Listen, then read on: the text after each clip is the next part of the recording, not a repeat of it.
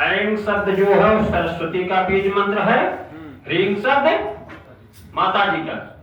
अब माता जी को हम सरस्वती से आबद्ध करते हैं, आपके ज्ञान की वर्षा से लक्ष्मी आपके घर में आए।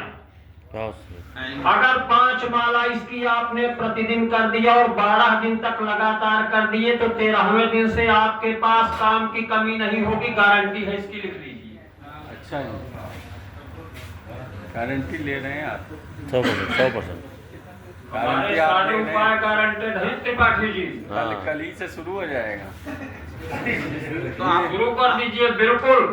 तो आपको आपके बहुत बहुत काम कराएंगे फिर। हाँ। अच्छा, अब दूसरे उपाय कराते हैं। अभी थोड़ी देर पहले हमने देखा कि हमारे बीच में आए हुए ओमान की धरती से इंजीनियर दुष्यंत गौतम जी, जिनको ओमान वाले बाबा भी कहते हैं, आपको पीटीआर करना बताए, बर्थ टाइम रेक्टिफिकेशन। और बड़ा सौभाग्य रहा सब लोगों का कि सबने बहुत ध्यान से सुना, लेकिन हमारा दुर्भाग्य रहा कि मेरे समझ में नहीं आया। आपको पूछा भी था क्या? क्योंकि हमारे समझ में इसलिए नहीं आया कि जब तक 2-3 बार इनसे बैठकर इनसे बनवा के फिर से नहीं सीखेंगे, मेरी समझ में कोई बात जल्दी आती नहीं। आप अपनी बात 3-4 बार कहो, 5वीं बार जब हमसे कहोगे तब मैं एक्सेप्ट करूंगा, अन्यथा नहीं कर पाता। इसीलिए आप लोगों ने करवाया था, इसीलिए आप लोगों से करवाया था जी। हाँ। नहीं तो आपको हम बताते हैं कि हम भी पीटीआर करते हैं। बहुत सुंदर। आप घंटे 2 घंटे वाला करते हैं, हम 20 मिनट वाला करते हैं। अगर 20 मिनट समय दाएं बाएं है तो बहुत सरल तरीके से पीटीआर किया जा सकता है। एस्ट्रोसेज की कुंडली खोलिए और उसमें देखिए सबसे ज्यादा अंश वाला ग्रह कौन सा है। उस ग्रह को हम आत्मकारक ग्रह कहते हैं। उससे जो थोड़ा सा कम अंश का ग्रह होगा वो अमात्य कारक होगा। उससे जो थोड़ा सा कम होता है वो भातृकारक ग्रह होता है, और जो उससे कम अंश का होगा उसको मात्र कारक ग्रह कहते हैं। इसी मात्र कारक ग्रह को आपको पकड़ लेना। अब आप चले जाइए D24 के चार्ट में, कुंडली में, और D24 में देख लीजिए अगर मात्र कारक ग्रह का संबंध पंचम भाव या पंचमेश से बन रहा है तो आपकी कुंडली सही है, नहीं तो समय उसका बिल्कुल गलत।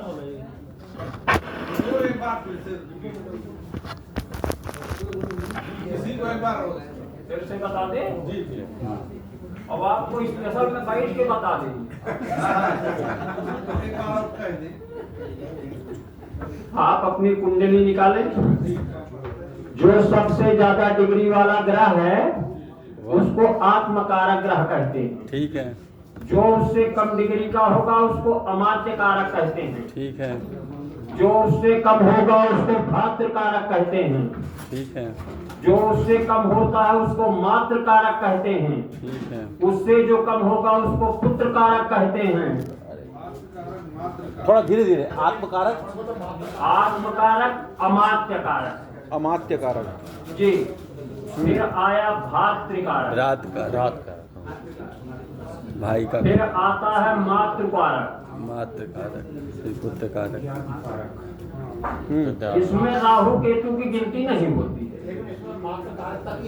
बस तो जरूरत हमारी मात्र कारक से ही है। तो मात्र कारक ग्रह को हम D24 की कुंडली में पंचम भाव या पंचमेश से संबंध बनाता है तो जन्म समय जिस क्लाइंट ने जो बताया है वो सही है, नहीं तो आप उसका समय का 20 मिनट का संशोधन कर सकते हैं।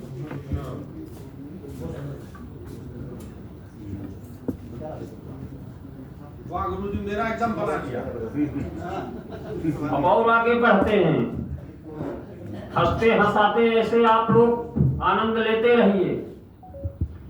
देखिए गाय, बिल्ली और चंद्रमा आप लोग नहीं जानते होंगे, सगे भाई बहन। अच्छा। प्रमाणित कर दूंगा अभी। गाय, बिल्ली और चंद्रमा। अब प्रमाण देते हैं, सुनिए।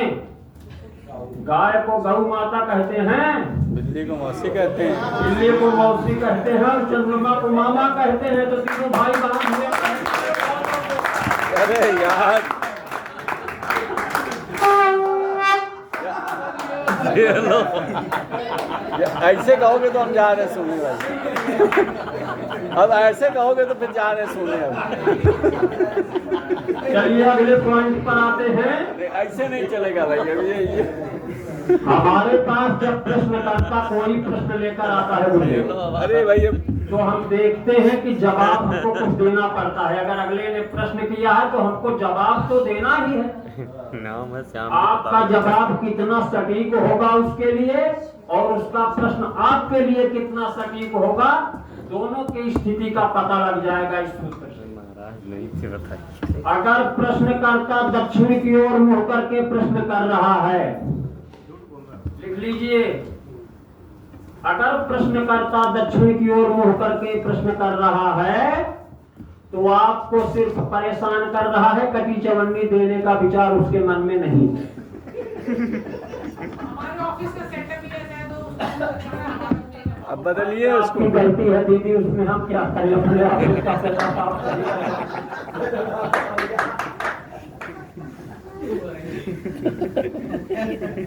अगर प्रश्नकर्ता पूर्व की ओर मुंह किया है तो उसका प्रश्न भी सही है, और जवाब देने वाले का मुंह दक्षिण की ओर होगा तो उसके द्वारा दिया गया जवाब उसके लिए सुटेबल नहीं होगा। अन्य दिशा में मुंह करके जवाब देने वाला दैवज्ञ, ज्योतिषी, एस्ट्रोलॉजर अगर जवाब देता है तो उसके लिए 100% काम करेगा।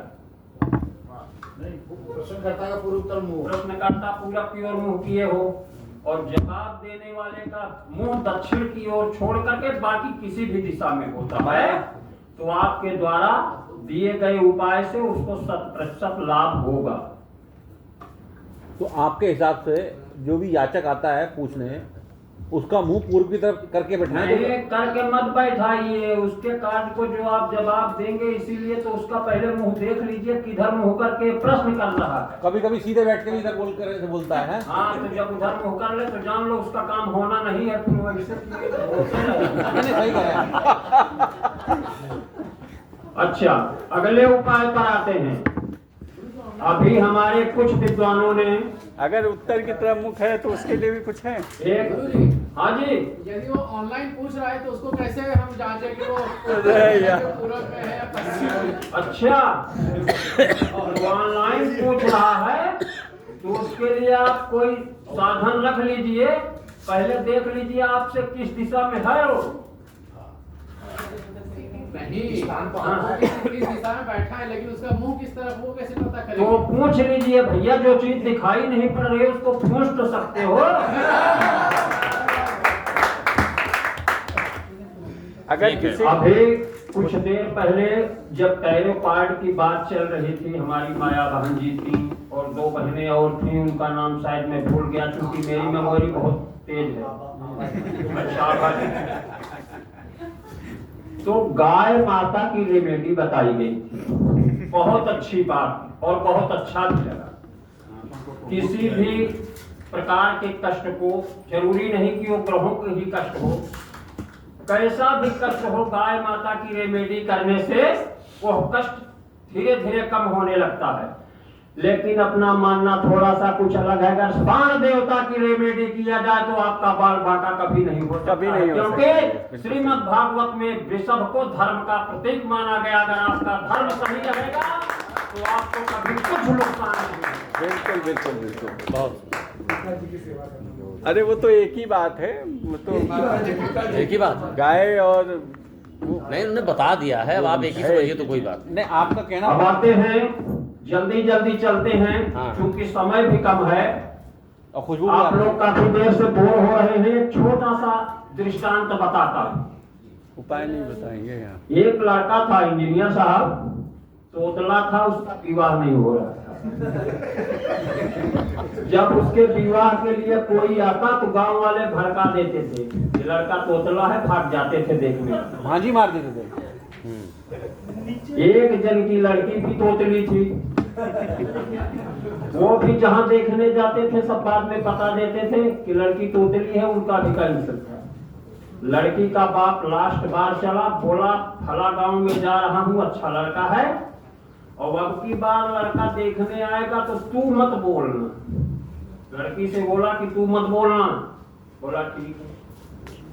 और लड़के का बाप जब सुना कि लड़की वाले देखने के लिए आ रहे हैं तो लड़के से बोला बेटा इस बार मत बोलना, क्योंकि किसी भी कंडीशन में तेरा विवाह हो जाए। बोले ठीक है। लड़का चुपचाप रहा, पसंद किया गया। अब ये हुआ कि चल के लड़की देख लीजिए। लड़की देखने लड़का भी गया तो बताया गया कि अंदर से लड़की चाय का कप लेके आ रही है। 3 चाय का कप लेकर आई लड़की एक ट्रे में। सबसे पहले अपने ससुर को प्रणाम किया, होने वाले ससुर को। ससुर जी एकदम फूल कर मेढक के जैसा हो गए, जैसे आषाढ़ का मेढक होता है कि बहुत संस्कारी बहू मिल रही। फिर सासू माता के 7 बार चरण छुए, बोले वाह वाह, मेरे कई जन्मों के भाग्य उदय हो गए जो ऐसी बहू मिल गई।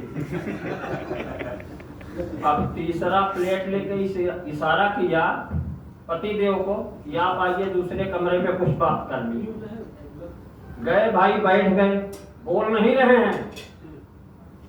चाय का कप और प्लेट रखा है, सोचे अगर इसको फूंक फूंक के पीऊंगा तो ये समझेगी कि गंवार। एक ही बार में उठाए और हीरो बन के मार दी। कैसे और पूरी चाय गर्म होने के कारण मुंह उनका जल गया और सारी चाय कपड़े पर। तो बोल क्या रहे हैं, अले राम ले, इतनी दरम दरम चाय कितने बनाई है। फड़क गए। तो लड़की कह रही है इतना हीरो बनने की क्या जरूरत थी,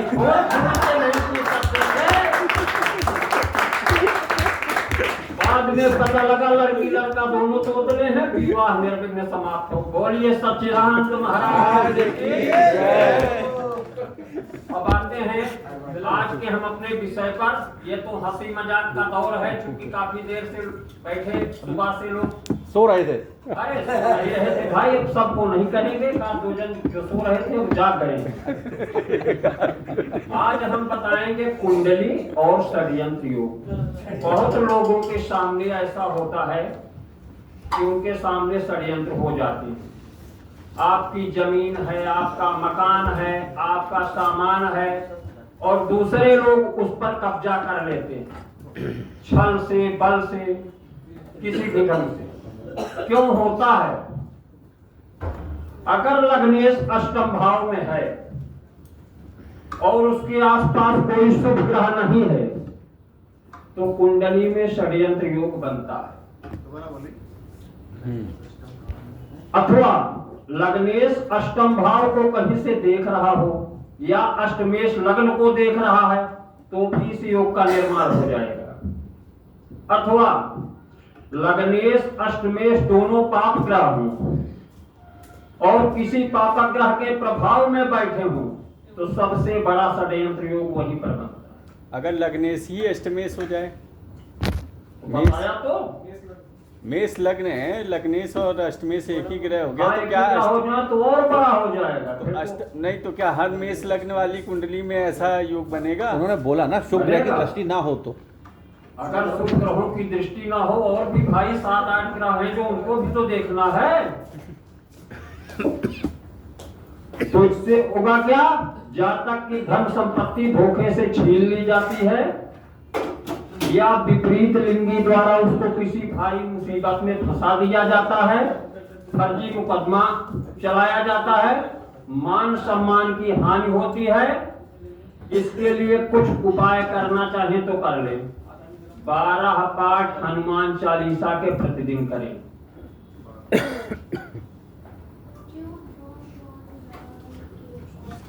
दूसरे उपाय में भगवान शिव परिवार का पूजन सोमवार के दिन ही करें, सप्ताह में एक दिन।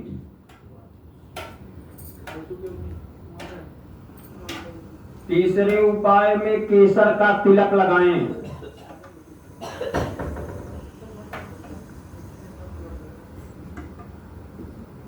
और महीने 2 महीने में एक आध बार कभी कभी छाया दान करते रहें शनिवार के दिन। और 5वां सबसे महत्वपूर्ण उपाय है, विश्वास सब पर करो लेकिन अंधे बनकर नहीं, जागृत होकर। आंख खुले रहो, विश्वास करो, लेकिन आंख मूंद कर विश्वास मत करो, अंधविश्वासी ना बने। एक बार उपाय एक रिपीट कर दीजिए प्लीज। 12 बार हनुमान चालीसा का पाठ नित्य करना है, डेली। सोमवार को शिव परिवार का पूजन करना है, केवल सोमवार। 12 पाठ कितने दिन तक काम होना चाहिए। केसर का तिलक लगाना है, ये रोज लगाना है। और जब आपकी इच्छा कहे महीने 2 महीने में शनिवार के दिन छाया दान करें।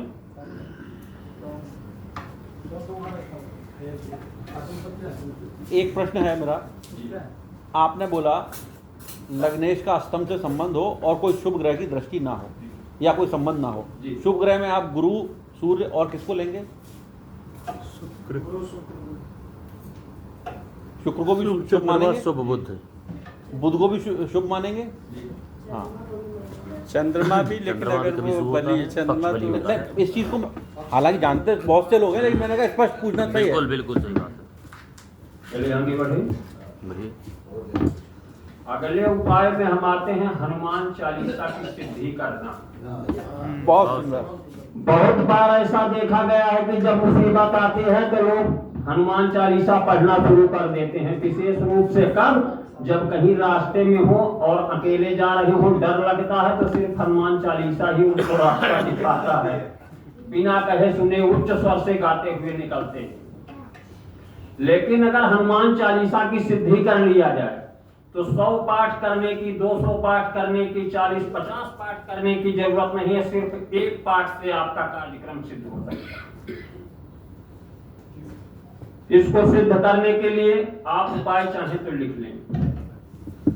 अपने घर में ही इसकी सिद्धि की जा सकती है, या तो किसी पीपल के नीचे सिद्ध किया जा सकता है अथवा किसी मंदिर में सिद्ध किया जा सकता है। जहां आपको उचित रूप से समझते हो कि हम यहाँ अच्छे से सिद्धि कर सकते हैं, वहीं कर लीजिए। 41 दिवसीय साधना है। जब अनुष्ठान प्रारंभ करेंगे, जिस दिन से पहले संकल्प करेंगे सिद्धि का, और हनुमान जी को सिंदूर का चोला अनुष्ठान शुरू करने के पहले और अनुष्ठान से उठने के बाद शाम को प्रतिदिन 41 दिन तक आपको हनुमान जी का 2 बार चोला चढ़ाना है। तो घर में तो मूर्ति है ही, इसका चोला चढ़ाना। मंदिर चले जाओ, मंदिर में सबसे श्रेष्ठ है हनुमान। नहीं तो घर में जैसे आप मंदिर में भी आपको अवसर नहीं मिल पाएगा कि आप प्रतिदिन 2 चोले चढ़ाएं। वो पुजारी जी भड़क जाएंगे, क्या मचा रखा है। मैंने आज तक पैसे 2-3 दफा चढ़ा दें। अच्छा, अभी यही बगल में ही आपको प्रमाण नहीं मिला। दर्शन करने जाइए, VIP दर्शन करवाए जा रहे हैं। पैसे में बहुत बड़ी ताकत होती है। इंजीनियर साहब, पैसा हो तो हनुमान जी नीचे आकर के चोला लगवा के जाएंगे।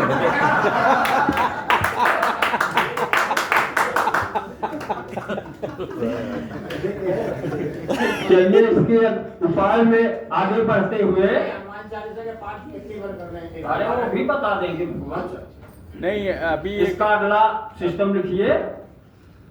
तुलसी, घी, तिल और लोबान से।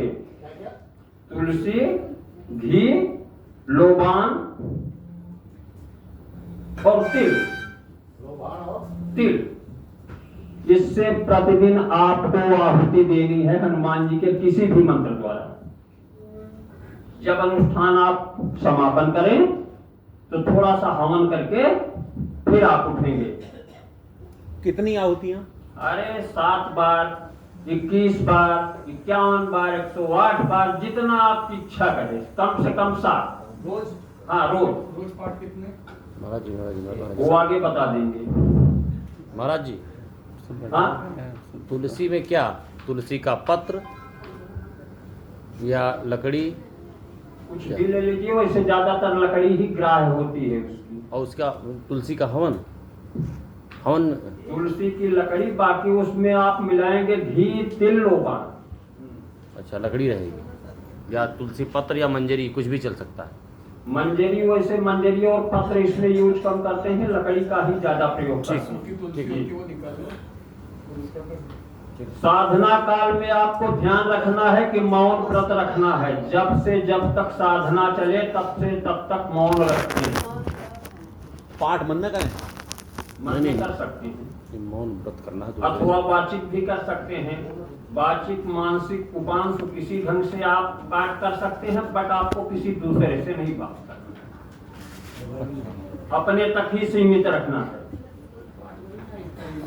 गाय माता को हरा चारा, नहीं, ये पाठ करें जब तक किसी से नहीं बोलना। हाँ बस पाठ करते समय गाय माता को हरा चारा, बंदर को गुड़ चना, साधना काल में जितना सुलभ हो सके उतना खिलाते रहे। गाय माता को हरा चारा और बंदर को गुड़ चना, और सबसे लास्ट में प्रतिदिन 108 पाठ हनुमान चालीसा के करने हैं। 4-5 घंटे का समय लगेगा, 5-6 घंटे का। अगर इस विधि से करते हैं तो 41 दिन के अंदर लिख लीजिए, गारंटी है। जब तो हनुमान जी प्रत्यक्ष दर्शन देंगे या अप्रत्यक्ष रूप से आपको बता देंगे कि हम सिद्ध हो चुके हैं और हमारी चालीसा भी सिद्ध हो गई। आप बागेश्वर धाम बन चुके हैं। अरे भाई, बागेश्वर धाम तो बहुत बड़ी चीज है। हाँ, ऐसा भी। और हमारा समय समाप्त हो गया है, चूंकि हमारे 100 पाठ करने में 2 घंटा लगेगा। संचालक के द्वारा बार बार बताया जा रहा है, लेकिन चलते चलते अभी मैं एक चीज बताकर तब मंच छोड़ूंगा। विक्रम जी आप बैठ जाएं, 2 मिनट का समय है।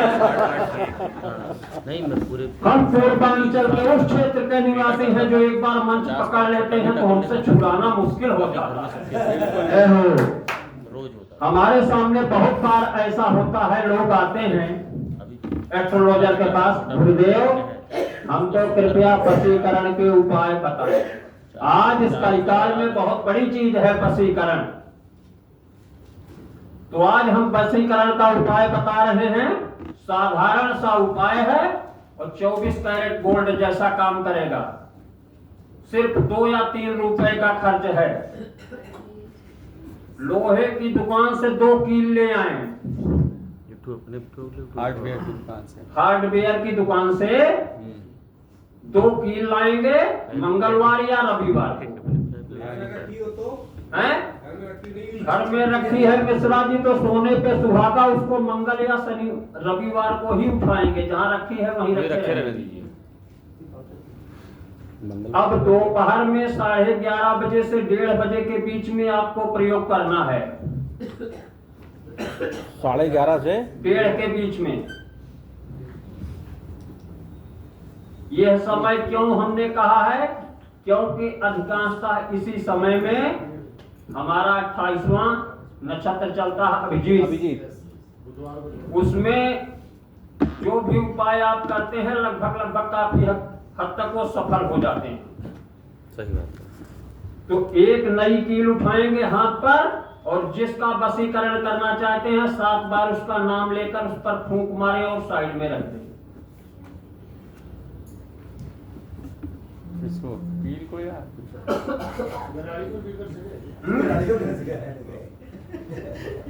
कील पर फूंक मारे, नाम ले आदमी का। ये कौन से दिन करना है मुझे? किसी भी दिन करिए, बता तो रहे हैं मंगलवार और रविवार।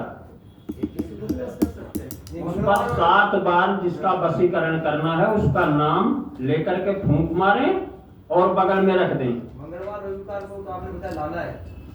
करना भी उसी दिन है प्रभु जी, मंगल और शनि, मंगल और रवि। उसका नाम लेकर रख देना है। हाँ, अब दूसरा जो कील है उस कील को उठाएं और 7 बार अपना भी नाम लेकर उस पर भी फूंक मारें।